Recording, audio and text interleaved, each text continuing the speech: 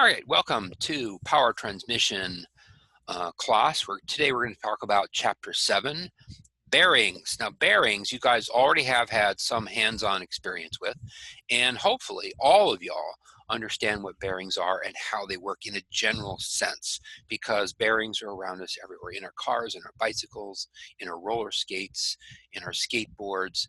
Bearings kind of let the world move smoothly. So in Chapter 7, we're going to dive into bearings in a little bit more detail than perhaps most of you have seen before. And when we get into the lab, I'm actually going to take some time out, and you're going to spend some time picking up and running around and you know, getting your hands on all the different kind of bearings that we've got examples of in the lab, which are several. So I expect the hands-on piece is where you get a real understanding of what is in it. I expect that by the end of this course, you're going to feel comfortable doing work on some bearings. Even if you've never done it before, there's some great YouTube videos for almost every kind of bearing replacement out there. So you should be able to watch the YouTube video, understand it well enough to be able to try a bearing replacement yourself for anything from your trailer to your skateboard to a small machine with rollers. So with that, let's go switch the camera and start the discussion. Okay, so today we're going to talk about Chapter 7. And let me just say, there's very little content in Chapter 7 that you shouldn't read carefully. All of it is important. There's a ton on bearings out there, and there's a ton of good material in YouTube and good material on many other books that you might want to dive into. This is just a pretty good summary of that information. But it's all excellent stuff. So today we're going to talk about the different kinds of bearings, and we're going to talk about the different kind of loading you can put on a bearing, the different parts of bearing, different methods of anti-friction bearings, and some basics about installing and removing bearings. And we're going to talk a little bit about bearing failure. Those last two are probably the most important two for you guys as mechatronics students getting into this world. So in Chapter 7 on page 156, we start off with talking about bearing loads, and these are very, very important. When you have a bearing spinning like the axle of a vehicle, that's typically an axial load. And if your vehicle only ever just goes straight, we don't turn, and therefore start loading from the side as you turn the wheels, then the axial load is all you have to worry about with a basic vehicle. And most skateboards and most simple machines have very simple axial loads. That means the load is straight up and down in reference to the shaft. So the shaft is running left to right, and the bearing is pressed on the shaft, and the axial load means it's just straight up and down. But many vehicles, because they turn, have thrust load. That is, it's also called axial load. So radial load is up and down. Axial load is in the direction of the shaft. And we also call that thrust load. Now that's an important term that they don't mention very much in the book, but it's very, very important. Thrust means that you're pushing from the side. So that means the bearing has to be able to handle load in the direction of the shaft. Now many bearings have a combination of the two, which is why you have this drawing down here, which is your radial axial load, which is a combination of thrust / axial load plus radial load. So these are very important terms to remember. Bearing construction, there's a lot of different kinds of constructions for bearings, and we're going to go dive into them. These are all important terms. You have to know that the bearings run in a race. That's where the little balls or the little cylinders or whatever kind of bearing it is, they all roll in that little groove on the outside of the bearing housing. And each one of these parts has a term that defines it carefully. You're also going to see things like retainers and cages, and these are little metal housings that hold the balls or hold the cylinders in precise positions around the circle of the entire bearing. And they make sure that your load is evenly distributed on those balls or cylinders. And honestly, not all bearings, especially the cheaper ones, have retainers or separators. The much cheaper bearings sometimes just have a whole bunch of loose ball bearings in that race that just push up against each other. They're not evenly distributed. And if you pop open a bearing, you're going to get a shower of little bearing balls or ball bearings, and they're going to fall onto the ground. And you're going to have to find them all and put them back in if you have to reuse that bearing. So these are all important terms, so you read through this carefully. Another very important term is the seal. I highlighted that here on the bottom of page 156. The seal of a bearing is actually very critical. You have a variety of kinds of seals in bearings. They're designed to keep the bearing clean, in other words, keep dirt from getting into it, and also to keep the lubricant in, so the lubricant doesn't go squirting out and spilling across your shaft or wherever into the bottom of your vehicle. So they perform dual function, and there's different kinds of seals out there. You've got some rubber seals, you've got some high-tech materials, you've got steel. You've got a steel plate that's in there, and they all have different purposes. They're usually selected very carefully based on the environment that the bearing's going to be in. For instance, if you have an environment with a lot of chemicals that could get down inside that bearing, then you probably want a some sort of seal that's got a plastic kind of interface to keep chemicals from getting in. Whereas if that chemical gets inside that steel, it might start corroding the steel or corroding the balls.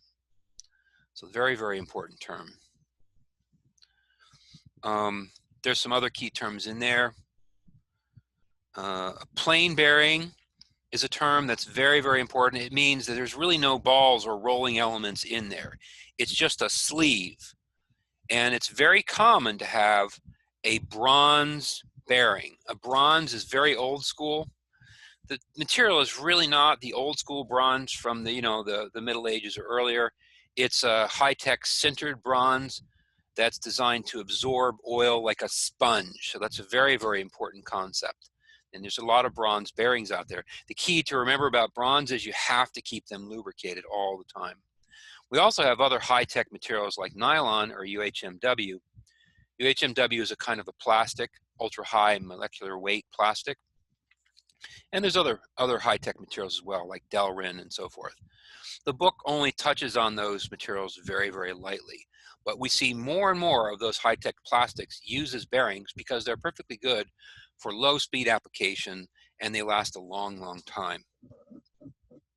For higher loading applications, you almost always see the ball bearings or the bearings with little cylinders in them, and we're going to get to them in a minute. In section 7.3, we talk about the different series of bearings out there, and these are not always used in all your manufacturers. You're not always going to see these different series mentioned, but they're important to remember. You've got series 100, which are ultra light, 200, which are light, 300 medium. Most of the bearings we deal with in mechatronics are the medium loading bearings. And then, of course, you got the 400, which are the heavy. And they show you different configurations in the book, which is useful.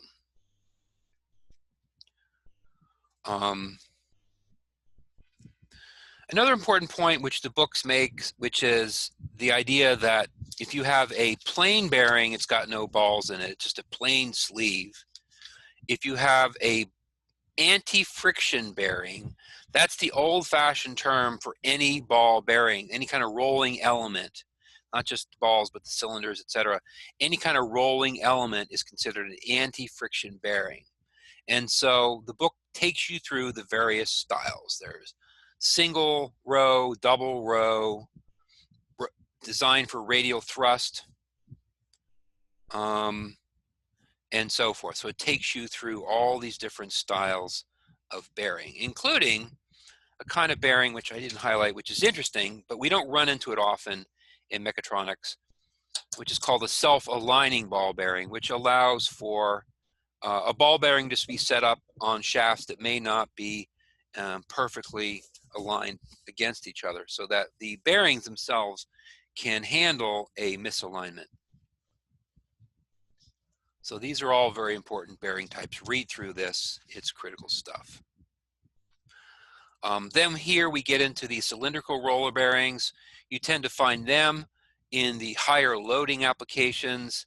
As we pulled apart some of the gear reducers, we saw examples of sort of a taper style bearings for loading both axial and radial. And so read about those. These are all very important. You see the taper rolling bearings are mentioned here. We're going to look at examples of these some more. Needle bearings are an interesting anomaly. They're very, very thin cylinders, very thin, long cylinders. They tend to be used for very light applications, but they tend to be very accurate, very smooth, but only for position. You don't find them out in the factory floor very often. You tend to find them inside high precision machines. Under the plain bearing, they dive in a little bit more. They talk about the different materials found under plain bearing. And they only briefly mention synthetic plain bearings, but this is a growing field. You're going to find more and more machines coming out with the plastic or the fancy synthetic materials in there. And that's all I'm going to mention about different kinds of bearings. Section 7.5, we talk about bearing installation and removal. And the key with that is, even though there's lots of good advice in this section, the key is you don't want to ever jam your bearings in where they're not going to smoothly install, or pull on them incorrectly unless you want to destroy the bearing. You want to gently pull your bearings off, and we've got bearing pullers, and we're going to show you how to use one of those. Some of you have actually seen the use of a gear puller. A bearing puller is a little bit different, and there's a video for that I've presented to you on D2L. So I want you to go look at the bearing puller video, and we'll talk about the difference between that and a gear puller. We also talk about in the book how very important it is to warm up the bearing if you're sliding it over a shaft where you've got a very, very tight fit. By warming up that bearing, you slightly expand its size to a fractional degree. And if you've got a nice clean shaft and clean bearing, it'll slide right over. Obviously, wear protection on hot pads to drop that bearing over that shaft. And when it cools, it will shrink and fit very, very precisely. You obviously don't want to overheat that bearing, and there's different techniques to not overheat it. The book talks about bearing removal and shows you a couple pictures of some bearing pullers. And these are all the pieces and parts of a bearing puller that I actually have a video of. So I urge you to watch the video and learn about the bearing puller. I'm not going to dive into this any further. The book just does a basic description. The video is probably more important for you guys as mechatronics students to watch. Finally, we're going to talk about bearing failures. There's a lot of reasons for bearing failure, but almost always it falls into two categories: either mechanical damage or overheat. So I urge you to read this section. If you see discoloration on your bearing or the balls or the housing, it's almost always an overheat problem. And you don't just want to reinstall a bearing with that case. You want to make sure that you don't run into the same problems that led it to overheat. But you also can run into moisture. It can begin to basically rust. You can get contamination. That's a common problem for machines I've built, because I use different adhesives and glues in the manufacturing processes that could get into the bearing. And obviously lubrication is critical. You have to lubricate your bearings. There's a few other odds and ends like electricity that can go through there. That's not really important for most of our applications, but the last and probably the most important thing to remember is overloading. If you have an overload of a bearing and you see that's been destroyed or worn heavily, you need to solve that overloading problem first before you can replace the bearing gun and understand why it failed, so you don't just get another bearing in there and have it fail too.